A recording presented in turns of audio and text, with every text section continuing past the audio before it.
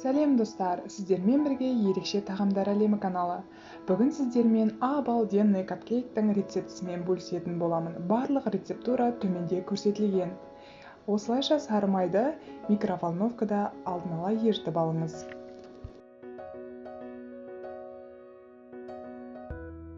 Ендеше жұмысқа кірісейік. 3 жұмыртқамызды миксермен осылайша араластырып аламыз. Содан соң 150 грамм шекерімізді үстіне салып, 2 есе көпіргенше ұлғайғанша миксермен жақсылап араластырамыз. Каналыма тіркеліп, лайк басуды ұмытпаңыздар достар.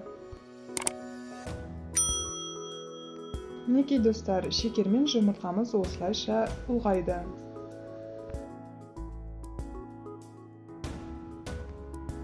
Содан соң рет-ретімен ерітілген сары майымызды, қаймағымызды, ванильный сахарымызды және 1 чайная ложка содамызды қоспаға саламыз.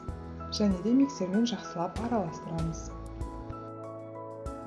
Ванильный сахар капкейкке өте керемет хош иіс берсе, сода капкейкіміздің жұмсақ болуына көмектеседі.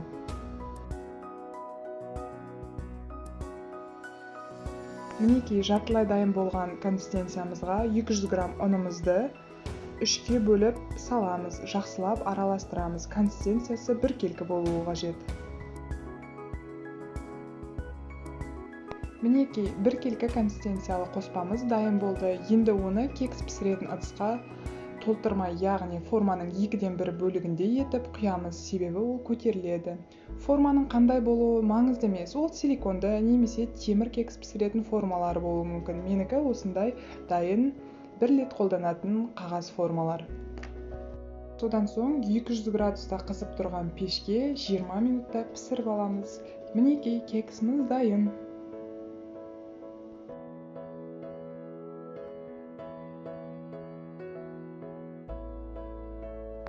Дайын кексімізді капкейкке айналдыру үшін арнайы дайындалған кремімізді безендіріп үстіне құямыз. Бұл кремнің жасалу жолы өте оңай. Төменде оның да ссылкасын қалдырып кететін боламын. Келесі видеоға өтіп қарасаңыздар болады. Мінекей, жылдан уақытта әдемі безендірілген өте дәмді обалденный капкейктеріміз дайын болды. Қонаққа, өзімізге шайға жасап жесеңіздер болады. Кескен кезде разрезін көрсетейін. Қараңыздар, өте жұмсақ, воздушный болып шығады. Баршамызға ас болсын!